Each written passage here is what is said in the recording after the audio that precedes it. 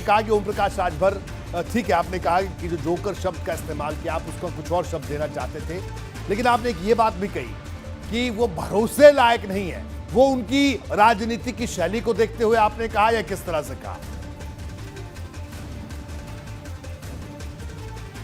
देखिए, जो बातें जिस पे खेद व्यक्त कर दिया गया वो बातें समाप्त हो गई। मैंने कहते हुए बहुत कुछ कहा था, उस बात को काट के रखा गया।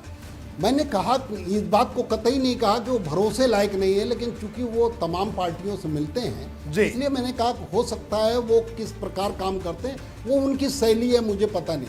लेकिन मैं खाली इतना कहना चाहता हूं कि जो भारतीय जनता पार्टी के नेता हमारे गठबंधन के साथी के सम्मान में इतने परेशान हैं, तो क्या मैंने उनके लिए आरती उतारी थी? मैंने उनके नेताओं को, केशव प्रसाद मौर्य को, जो अछूत नेता माने जाते हैं बीजेपी में, स्टूल मंत्री हैं, उनको मैंने कहा था कठपुतली नेता। क्या भारतीय जनता पार्टी को उस पर बयान नहीं देना चाहिए कि क्यों आपने कहा? क्या मुकदमा मेरे खिलाफ दर्ज नहीं कराना चाहिए? मैंने कहा कि अयोध्या में भगवान बुद्ध के अवशेष निकले, भगवान राम के भी अवशेष निकले और भगवान बुद्ध के भी अवशेष निकले। मैं उस पर कहना चाहता हूं कि अगर नहीं निकले हैं तो स्वामी प्रसाद मौर्य, केशव प्रसाद मौर्य जी कह दें कि भगवान बुद्ध के अवशेष अयोध्या की खुदाई में नहीं निकले। मैं मान लूंगा, माफ़ी मांग लूंगा, महान दल बंद कर दूंगा, राजनीति खत्म कर दूंगा, राजनीति नहीं करूंगा। और अगर निकले तो वो मूर्तियां जो भगवान बुद्ध की निकली, उसे बीजेपी ने कहाँ फेंकवा दिया? और अगर फेंका तो चलो, वहाँ नहीं बना रही भारतीय जनता पार्टी की सरकार। अयोध्या में मंदिर बन रहा है, केशव प्रसाद मौर्य ने ट्वीट किया कि मथुरा की बारी है, तो क्यों अपने बाप के लिए मंदिर नहीं बनवा सकते? महात्मा ज्योतिबा फूले, सम्राट अशोक महान और भगवान बुद्ध के लिए मैं कह रहा हूँ विवादित जगह मत बनाओ। ठीक है, 50 किलोमीटर दूर अयोध्या में जहाँ स्तूप था, उससे 50 किलोमीटर दूर आप मंदिर बनाओ। मंदिर बड़ा बनाने में आप बड़ा इंटरेस्टेड हो। अभी आपका बयान 2 दिन पहले था, ट्वीट था कि मंदिर हम बनवाएंगे मथुरा में। तो भगवान बुद्ध का मंदिर जब तोड़ा जा, वहाँ अवशेष मिला, उसके नीचे था, और ये सच है। और अगर नहीं सच है तो कह दें, मैं महान दल बंद कर दूंगा।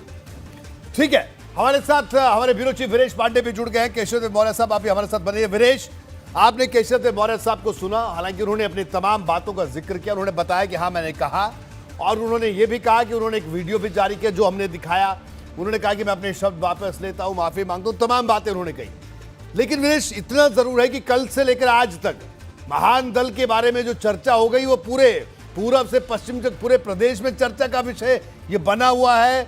और इस एक बयान ने बड़ा बवाल खड़ा कर दिया। और इस एक बयान से ये समझा जा सकता है, जिस तरह से भारतीय जनता पार्टी ने भी प्रतिक्रिया दी केशव देव मौर्य के बयान पर, कि केशव देव मौर्य, उनका दल उत्तर प्रदेश की इस चुनावी सियासत में कितनी महत्वपूर्ण भूमिका में पहुंच चुका है। क्या कहना वीरेश? देखिए, निश्चित रूप से कल से और परसों से अध्यक्ष जी के इंटरव्यू के बाद से केशव देव मौर्य हमारे साथ मौजूद हैं, और ये साक्षी होंगे और ये मानेंगे और ये दावा करेंगे कि केशव देव मौर्य और महान दल को जहां 2-3 जिले के लोग जानते थे, इस अध्यक्ष जी के इंटरव्यू के बाद केशव देव मौर्य को पूरा प्रदेश ही नहीं बल्कि भारतीय जनता पार्टी से लेकर दूसरे राज्यों तक के लोग भी जान गए। और ये बड़े चतुर नेता निकले। देखिए आप क्या पूछ रहे हैं और ये क्या बताए जा रहे हैं। एजेंडे पे आ गए, गौतम बुद्ध पे आ गए, केशव मौर्य और स्वामी प्रसाद मौर्य पे आ गए। ये इतने चतुर हैं कि इनके जो 2 बयान हैं वो ऐसे हैं कि किसी को जोर से तमाचा जानबूझकर मारे और अगले क्षण सॉरी बोल दे। और इनकी चतुराई इनके बैठने से, भाषण देने से और बताने से ही समझ में आ रहा है। इनकी जो बाइट है उसमें जोकर के अलावा ये कह रहे हैं कि इस 23-24 करोड़ की जनता में एक व्यक्ति ऐसा नहीं होगा कि ओम प्रकाश राजभर पर भरोसा करे, वो विश्वास के काबिल नहीं है। मैंने पूछा अखिलेश जी, बोले मैं तो नहीं करता, वो भी नहीं करते, कोई विश्वास नहीं करता। अगर 23-24 करोड़ की जनता में एक व्यक्ति विश्वास नहीं करता ओम प्रकाश राजभर पर, यह बयान भी केशव देव मौर्य ने मेरे इंटरव्यू में दिया है। तो जब प्रदेश में कोई नहीं कर सकता, तो उस प्रदेश में से बाहर अखिलेश यादव और बाकी लोग तो है नहीं, समाजवादी पार्टी के नेता तो है नहीं, तो जाहिर सी बात है वो ये क्या कहना चाह रहे हैं। जोकर के अलावा ये कह रहे हैं कि वो अविश्वास करने लायक हैं, उन पर भरोसा नहीं किया जा सकता है। लेकिन आप पूछिए कुछ और ये चतुराई से अपने एजेंडे पर लाना चाहते हैं और एक नई बहस को इजाद करना चाहते हैं और भारतीय जनता पार्टी को अपने पिच पर खिलाना चाहते हैं। बिल्कुल। और तो केशव देव मौर्य साहब से जान लेते हैं। वीरेश मौर्य साहब, क्या कहना है, ये आपका कोई स्मार्ट राजनीतिक शॉट तो नहीं है? क्या आपने ऐसा ये बयान भी दे डाला, भारतीय जनता पार्टी पूरी बीजेपी की प्रतिक्रियाएं भी आ गई और आपने कहीं ना कहीं गेज भी कर लिया पूरे गठबंधन में स्थिति को? किस तरह से देखा जाए? देखिए रोहित जी, ये वीरेश पांडे जी बहुत बुद्धिमान व्यक्ति हैं और इन्होंने अपने शब्दों के जाल में निश्चित रूप से मुझे फंसाया और उस समय कुछ गलतियां मुझसे हो गई।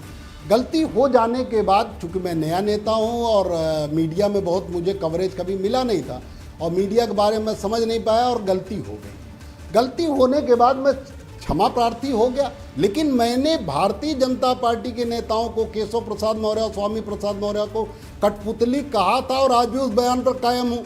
भारतीय जनता पार्टी अपने नेताओं को कठपुतली कहने पर सम्मान समझ रही तो हिंदी का डिक्शनरी से हम देख ले कि कठपुतली बेइज्जती वाला शब्द है, जो दूसरों की इशारे पर चलता है, रिमोट पर चलता है, उसे कठपुतली कहते हैं। तो क्यों नहीं अपने नेताओं के बयान पर मुझे घेरती?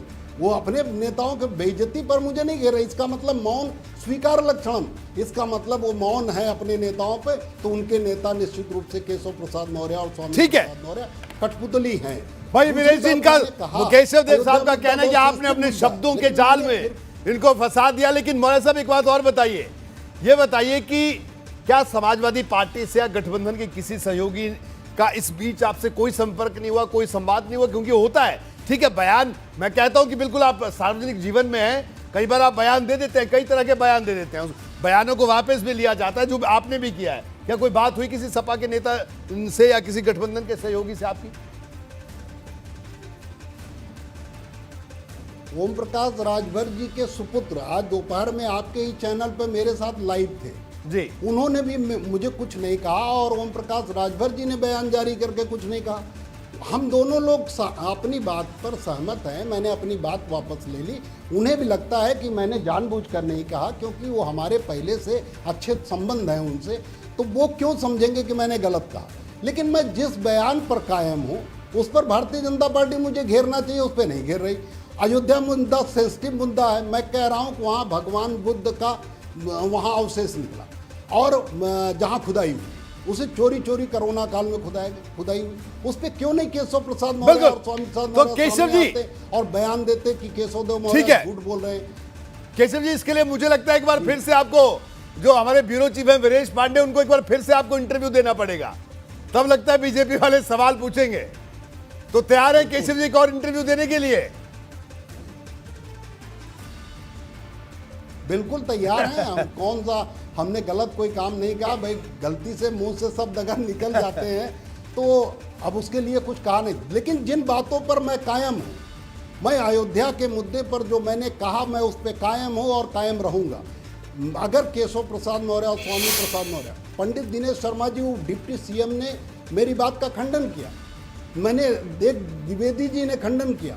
मैंने इस बात को दिन में भी कहा कि तिवारी जी, मिश्रा जी, भाजपा के शुक्ला जी खंडन कर सकते हैं, क्योंकि वो भगवान बुद्ध को शायद नहीं मानते होंगे, लेकिन जो बुद्ध के वंशज हैं, जो बुद्ध के बच्चे हैं, केशव प्रसाद मौर्य, स्वामी प्रसाद मौर्य, और बड़े बयानवीर भी है, लुंगी और टोपी की बात करते रहते हैं, वो क्यों नहीं आके सामने खड़े होते और क्यों नहीं कहते कि मैं कठपुतली नहीं हूँ और मैं वहाँ बुद्ध का कोई अस्तित्व नहीं था अयोध्या में।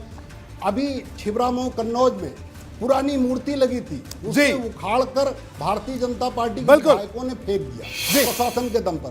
केशव प्रसाद मौर्य, स्वामी प्रसाद मौर्य एक शब्द नहीं बोल पाए। ठीक है, उनसे इस पर भी प्रतिक्रिया लेंगे, लेकिन केशव देव मौर्य साहब, मैं आपसे इतना जरूर कहता हूं कि एबीपी गंगा, आपने देखिए जो बात पहले कही वो बात भी हमने दिखाई, उसके बाद कल से लेकर आज तक एक एक शब्द, कोई शब्द हमने नहीं काटा, जो आपने कहा आपने शब्द वापस लिए, वो भी हमने दिखाया, क्योंकि हम लोग बड़ी स्वच्छ पत्रकारिता करते हैं और बिल्कुल हमने कहा कि बड़ी जिम्मेदारी के साथ, क्योंकि आप भी जिम्मेदार हैं, हम भी जिम्मेदार हैं, तो जो आप कहेंगे, आपने जो बात कही, जो पहले कही, जो आप कही, वो सारी बातें बताई। तो इसलिए हमारा मकसद यही है कि बिल्कुल आप पिछड़ों के लिए जो काम कर रहे हैं वो करते रहिए, क्योंकि समाज को जरूरत है आप जैसे तमाम लोगों की, जो लोग इस वर्ग के लिए काम कर रहे हैं। आखिर में वीरेश, आपका एक कमेंट, फाइनल कमेंट। देखिए, कुल मिलाकर वीरेश, ये कहा जाए कि केशव देव मौर्य साहब भले ही ये बात कहते हो कि साहब हमें बड़ी तवज्जो नहीं दी गई कभी मीडिया में, लेकिन अब वो एकदम खांटी राजनेता बन चुके हैं,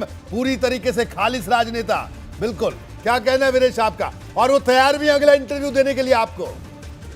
मैं एक कमेंट करना चाहता हूं। देखिए, मैं बहुत बहुत धन्यवाद देता हूं वीरेश साहब, आपको जी बहुत बहुत धन्यवाद देना चाहता हूं, एबीपी न्यूज को, जिसने मुझे मौका दिया। और मेरी बातों को मुझे खुद विश्वास नहीं था कि आप बीजेपी नेताओं पर जो बेबाक बयान मैंने दिया था वीरेश पांडे साहब को, वो एबीपी न्यूज चैनल दिखाएगा। क्योंकि मैंने उसमें अयोध्या मुद्दे पर घेरा, लेकिन आप लोगों ने दिखाया। उसके लिए एबीपी न्यूज चैनल का, वीरेश पांडे जी का और रोहित सावल साहब का और पूरी एबीपी न्यूज को बहुत बहुत धन्यवाद। जी वीरेश, आपका कमेंट। जी शुक्रिया। जी वीरेश, देखिए, बंगाल में खदेड़ा होबे एक शब्द आया था और यूपी के चुनाव में खेला होबे आया था, और यूपी के चुनाव में खेला होबे के साथ खदेड़ा होबे आ गया। लेकिन एक और शब्द मैं जोड़ रहा हूं केशव देव मौर्य और महान दल के लिए कि इनका भी काम हो गया। इनका जो काम अब तक रुका हुआ था, अध्यक्ष जी ने वो काम कर दिया। अब ये लाइमलाइट में आ गए। अब इनकी सीटों की मांग अगर 10 की होगी तो अब ये लगातार 20 सीट की भी मांग कर सकते हैं, क्योंकि जब से अध्यक्ष जी के शो में ये आए हैं तब से ये भी मानेंगे कि इनकी टीआरपी जो है रॉकेट के जैसे ऐसे गई है। सोशल मीडिया पर ये लगातार ट्रेंड कर रहे हैं। और महान दल ये कहां पैदा हुए थे कोई जल्दी जानता नहीं होगा कि ये जौनपुर पूर्वांचल के रहने वाले हैं। इनका पूरा इतिहास, भूगोल, महान दल, अशोक महान, गौतम बुद्ध, अयोध्या, केशव देव और केशव प्रसाद का अंतर ये बड़े बड़े लोग नहीं जानते होंगे, लेकिन ये मानेंगे। पूछिए इनसे, केशव देव मौर्य से, कि अध्यक्ष जी के शो ने, एबीपी गंगा ने इन्हें स्थापित कर दिया। बिल्कुल वीरेश, बिल्कुल 2007 से ये बिल्कुल। तो कुल मिलाकर देखिए, कल से लेकर आज तक लाइमलाइट में आए क्या? बिल्कुल केशव देव मौर्य साहब लगातार चर्चा में हैं, और बिल्कुल जो सियासतदान हैं उनको चर्चाओं में रहना भी चाहिए। लेकिन इतना जरूर है, उनके से एक बयान ने कल से लेकर आज तक उत्तर प्रदेश की सियासत में बवाल जरूर मचा दिया। वीरेश, आपका बहुत बहुत शुक्रिया। केशव देव मौर्य साहब, आपका भी